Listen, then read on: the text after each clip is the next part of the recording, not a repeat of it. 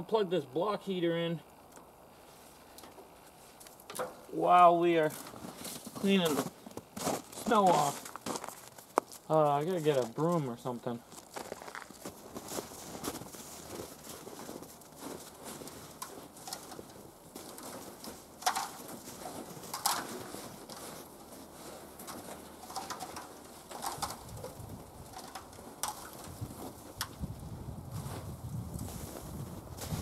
I like to use a broom so you don't scratch the paint, because you never want to scratch your paint right before you take the truck to go get it painted.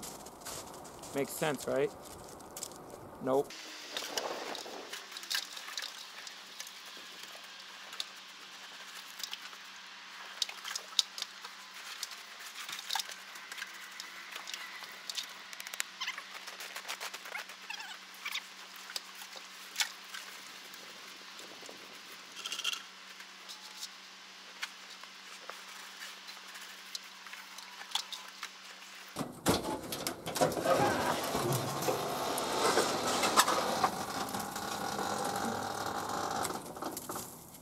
Heavy.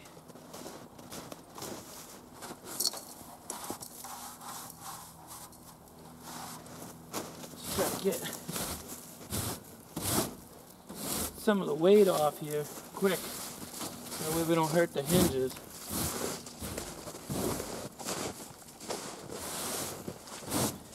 I can't wait to build a shop. I'll park this thing inside all winter.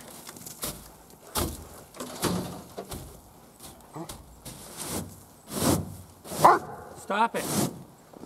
Don't yell at me.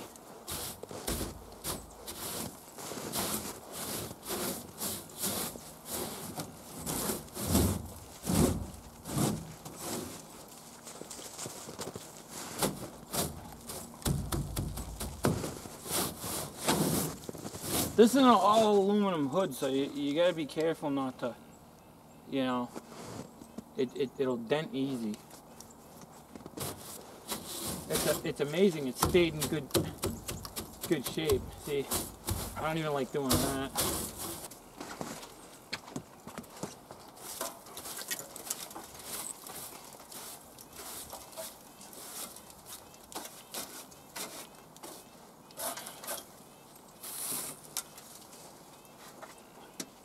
It's okay to stand in here, but you want to make sure you don't stand on any lines or anything. So I just kind of put my foot over to move this little air hose of hair to stand on the frame. You don't want to stand on hoses and stuff, especially in the cold, because they're brittle and they'll snap.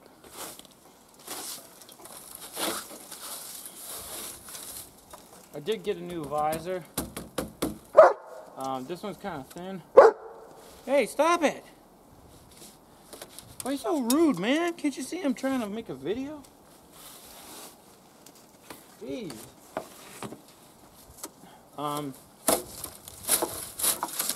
This visor's kind of thin. I did get a new 12 gauge visor.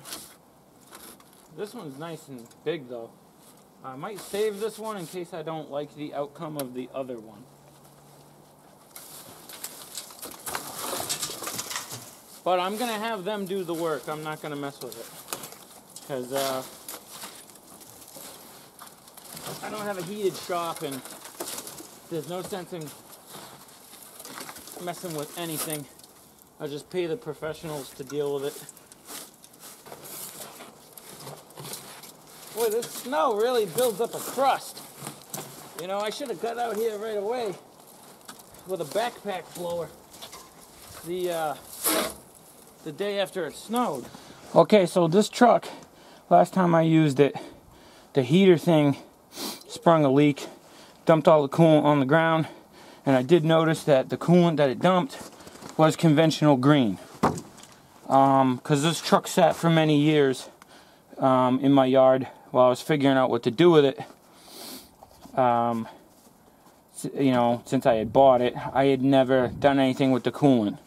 So I had to keep an eye, not keep an eye on it, but I had to notice what kind of coolant is in it. Because years ago, I made the mistake of mixing coolant in a wife's car. Not a wife, my wife. Man, I can't talk. It's cold. And And I didn't know it. I was in my early 20s, and when you mix different coolants, they actually turn to sludge. So I mixed I was on the side of the road, and her car got hot, so I stopped to get coolant at a gas station, and all they had was just green stuff, and I thought, hey, you know, coolant's coolant. Well, that's not true. It's not. And I put it in there, topped the car off, you know, went where I was going. I was far away from home. I was actually going to look at another truck. And like a week later, she's driving around, the car starts making crazy noise. And then my buddy who had a repair shop was like, he pulled the car all apart, and he said, oh, you sludged up your motor by mixing the coolant, and you overheated and cooked the lifters. So pay attention to what kind of coolant is in your motor and don't mix it. However, later this spring, I am going to flush this system out completely with regular water. And then once I flush it all out and get rid of the coolant that's in there, I'm probably going to switch it over to the it's almost like a red color. It's the long-lasting stuff. I don't know what it's called. It's extended or something like that. I don't know what they call it. But what I like to do is before you go climb up there and everything, poke your thing and then put the cap back on, so you're not up there messing around, you know. I bought this truck in 2010, and it sat up until I drove it for a few months when I got it home. And then it sat up until 2019. So it was a toy that I was playing with, and then my wife said, you know, SH or get off the pot, you know. Stop playing with it. Alright, well that's not bad, we're right there. But once we turn this on and it heats up and the thermostat opens, I always say once the thermostat turns on, but that's not how it works. The thermostat opens and closes. Once that opens, it's going to suck a lot of that in. So what we're going to have to do is get another jug and then check it after the truck warms up. This is 50-50, so you don't have to mix it with water. You should get one of those things that you put in there. It's a little meter, and you check the amount. I forget what it's called, but my buddy has it. And he always squeezes it, and it measures like your water to coolant ratio, or I can't think of the word, but you know what I'm saying. And if you don't, I'm sorry. Just Google it. That's what we got Google for. Well, we should probably see if it starts, huh? Well, I think we're gonna let this block heater do a little more work on warming this up, because it's only been in there for like what, maybe 15-20 minutes now. I like to give it like, you know, like 45 minutes to an hour. Hey, cut it out. You're so rude. People don't want to hear that. They don't want to hear that. Don't talk back. No manners. So I think what I'm going to do is I'm going to go get another jug of that green coolant for when this thing warms up and the thermostat sucks that down. And then, you know, hot chocolate. Yep. That sounds good. And then we'll check back. I was going to take this... Alright, start. Now, action. I was gonna go get coolant to top this off, but change of plan. I'm gonna start this up because the old pickup truck, it's so cold out, doesn't want to start, so I need the extension cord to plug in the pickup. Okay, for those of you that don't know what a block heater is, the engine block heater. And yes, there are some of you that are not going to know, and that's totally okay. Not everybody has a truck at home to play with. I know some drivers that don't even know what a block heater is and how it works, and they drive the truck. So I put this in because this truck I bought from California, drove it home. There's just a regular steel plate here, there was no block heater. So I bought this block heater and I installed it myself, which is really easy. You take out these bolts here on the plate. You take the plain steel plate that it had before off. And get a drain bucket because it's to catch the coolant, because it's going to dump coolant. And then you put the gasket. You can see some of the gasket sticking out there. You put the gasket on, maybe a little gasket maker if you wanted to. I think I did. A little bit of silicone was in the directions that was recommended.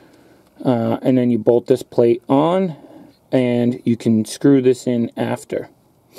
And this is basically like your old style electric stove. Remember with the coils that would heat up? Well, there's a coil that goes in here, electric coil, makes a loop, and then comes back. I believe this one goes this way. It comes in 90s, loops through here, and then comes back. And right now, I'm putting my hand over it. This is hot. Real hot. Like this, right? Ah! That's as long as I can hold my fingers on it without, you know, burning them. Or that's as long as I can stand to hold my fingers on it. So that's just to show you how much it actually heats the block. And it works like a coffee pot in theory, where it will percolate the coolant through the coolant ports and everything, in theory.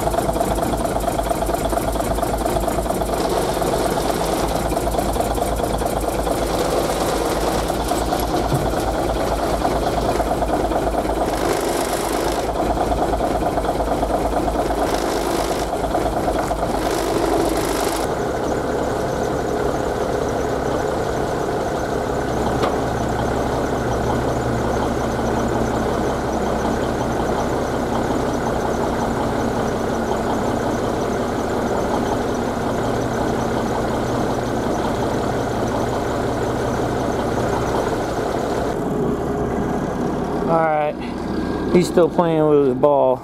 He'll be tired tonight for sure. But I put the body up and I'm gonna let it sit in the sun a little bit. Some of the snow's already fallen off. But we'll leave that like that for a little bit. All the smoke's cleared out. And she's running nice now. I hate starting this up in the cold. I cringe every time I do it. But as you can see, I tested out some colors on the back this past summer, in between the cab and the body where no one could see it. And that's the color blue I'm going for on the cab. And then I have an idea on the body, but we also got to do a bunch of welding, so I'm not going to do the body right now because we're going to put in a barn door kit. And that's going to require a lot of burn marks on the body, so that would be a huge waste of money to paint the body right now. So what we'll do is we'll have them paint the cab, get everything squared away on that. I got some mechanical stuff I want to do to it, change the oil, everything like that.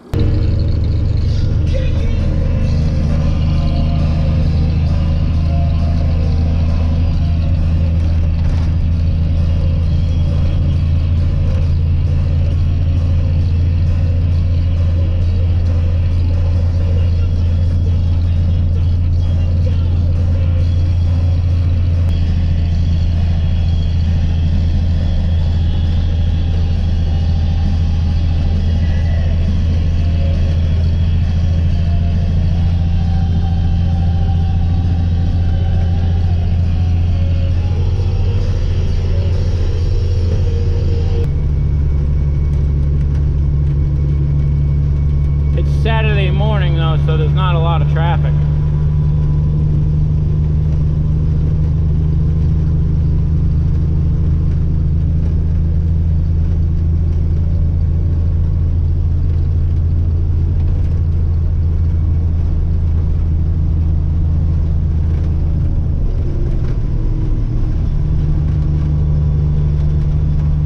See if we can get a little jake brake action in the tunnel.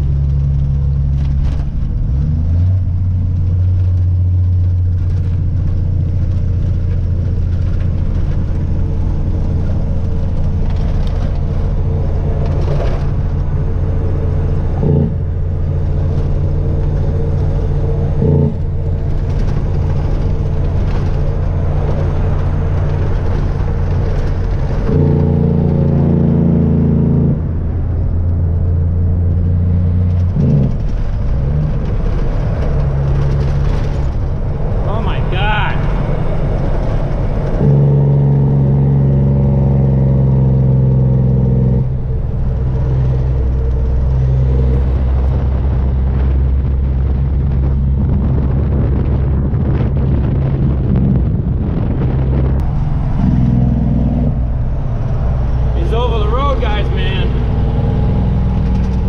They don't like to stay in their lane when it comes to sharp corners. Oh, Swift. That's why.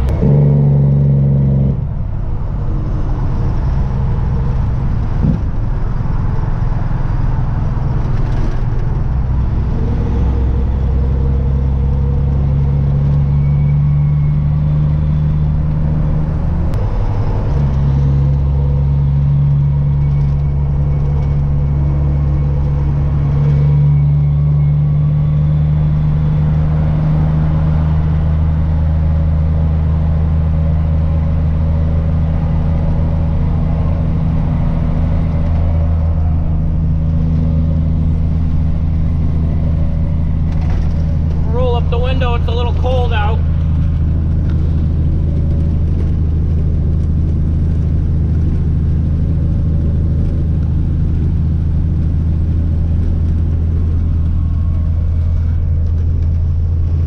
Well, that was Boston. You see all these tunnels over, not tunnels, condominiums over here, right near Boston Sand and Gravel.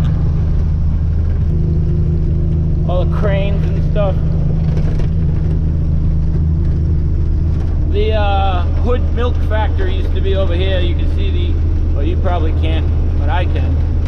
The old factory chimney is still over there. It says Hood on it.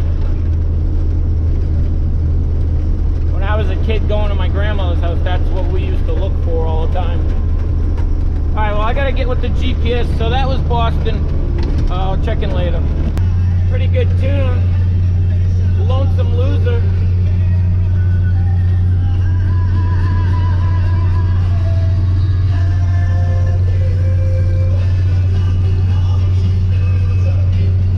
Kind of sounds like my anthem.